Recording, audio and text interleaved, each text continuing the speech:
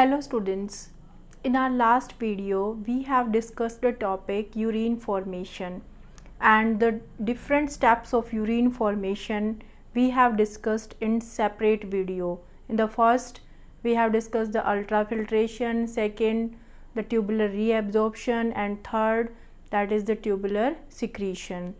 So now we are going to discuss the functions of tubule, means what are the different functions of the tubular part of nephron, means what is their role in the reabsorption or we can say in the secretion, how they are maintaining the osmolarity and the ionic balance of body fluid, that we will discuss.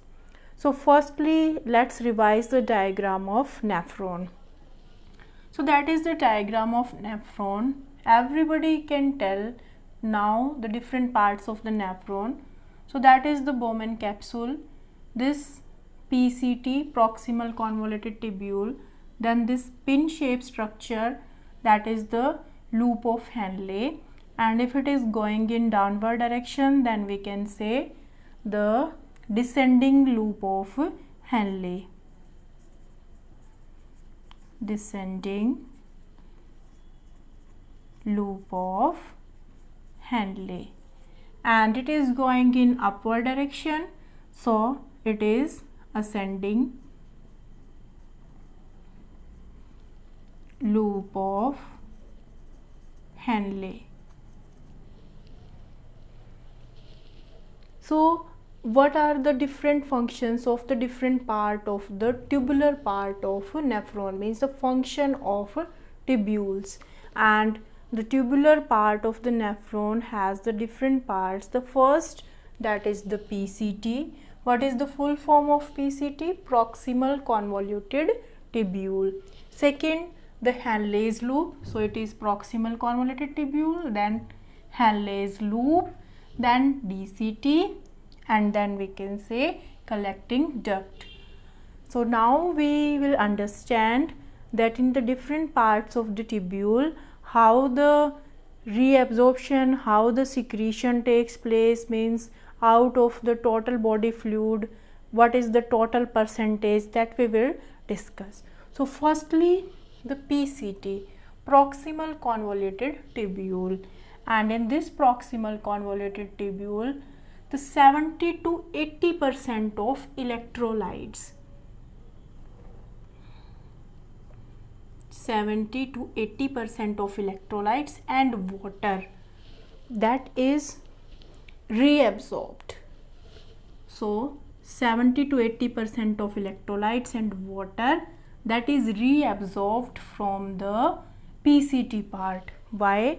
Because when filtration takes place or when the ultrafiltration takes place in the Bowman capsule by the glomerulus, so that is the bunch of capillaries, glomerulus is here, and here the afferent arteriole, and here the efferent arteriole. So firstly filtration takes place. So when filtration takes place, after filtration all the nutrients, maybe the useful, maybe the harmful, except the large molecules, that are passes into the tubular part. So here the reabsorption is required because some useful substance are also present in this tubule, and for that there will be reabsorption takes place. So this tubular part have the simple cuboidal epithelial cells. Epithelium tissue, you all are aware that the epithelium tissue that line our internal as well as our external organ. So this PCT or the tubular part having the simple cuboidal epithelium, having the brush border projections like the microvilli. In case of intestine, the finger like projections, that are the villi, and the further bifurcation or the they also have the further bifurcation, and that is the microvilli. So these cuboidal epithelium also have the brush border appearance known as the microvilli, and these microvilli help in the reabsorption of the nutrients. So in PCT, 70 to 80% of electrolytes and water that is reabsorbed, and hydrogen ion, ammonia and potassium ion, these are also secreted in this PCT part, and this bicarbonate ion that is reabsorbed. So this PCT help in the maintenance of pH and ionic balance. I think you understood the function of PCT. Now the function of Henle's loop. Henle's loop that is divided into two parts. Means if this Henle's loop going in downward direction, then it is descending loop of Henle, and if it is going in upward direction, then it is ascending loop of Henle. So this Henle's loop,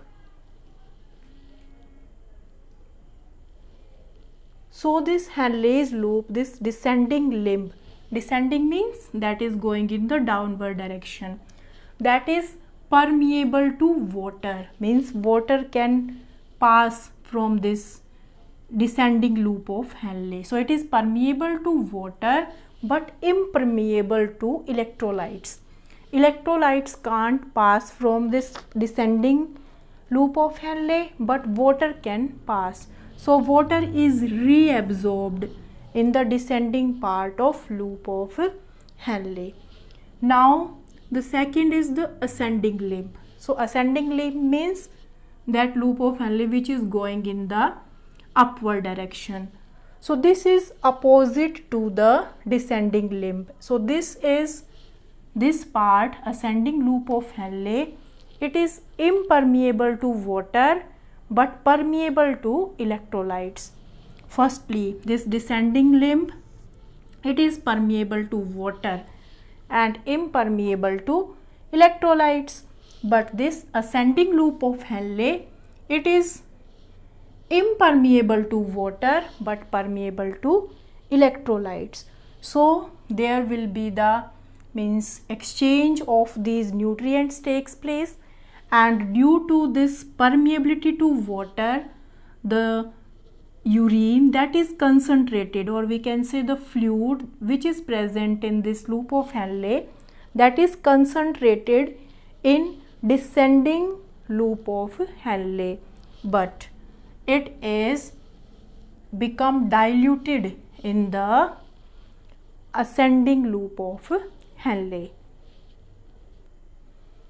Therefore, when the concentrated filtrate passes through the ascending loop of Henle, then it become diluted due to the passage of the electrolyte from the medulla part of the kidney. So firstly, in that descending part it is concentrated, and in the ascending part it become diluted. Next part, that is the DCT. So what is the full form of DCT? Distal convoluted tubule. Now what is the function of distal convoluted tubule? You can see that part, that is the distal convoluted tubule. So in this part, potassium ion and hydrogen ion, these both are secreted, and sodium chloride, water and bicarbonate ion, these are reabsorbed in distal convoluted tubule. So in DCT, distal convoluted tubule, conditional reabsorption of sodium and water takes place. This sodium ion and the water, so conditional reabsorption of both these takes place in DCT, and also the secretion of hydrogen ion, potassium ion and ammonia in distal convoluted tubule.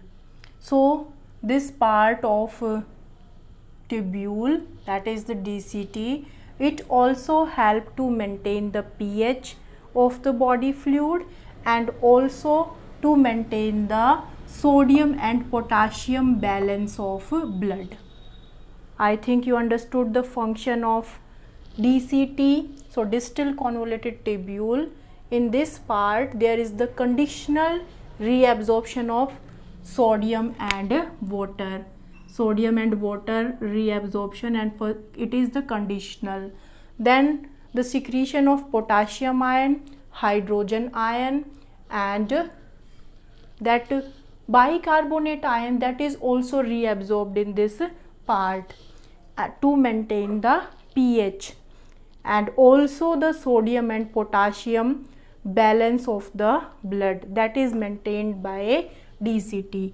This question means which part of the tubule help to maintain the sodium and potassium balance? So that is the DCT. Okay, after that what is left? Next is the collecting duct, the last part of the tubule. Now the collecting duct. So this collecting duct, it is a long duct. You can see this is nothing but that is the collecting duct.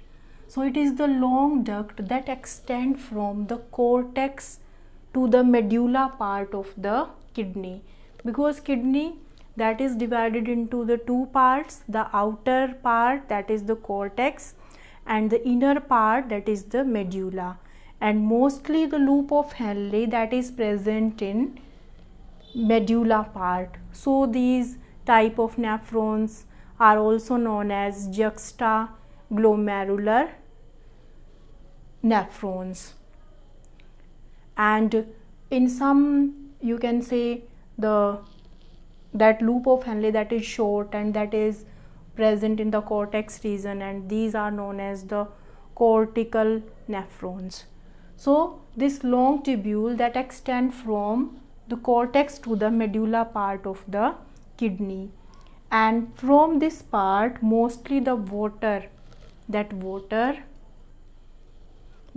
is reabsorbed from this collecting duct, so that the final concentrated urine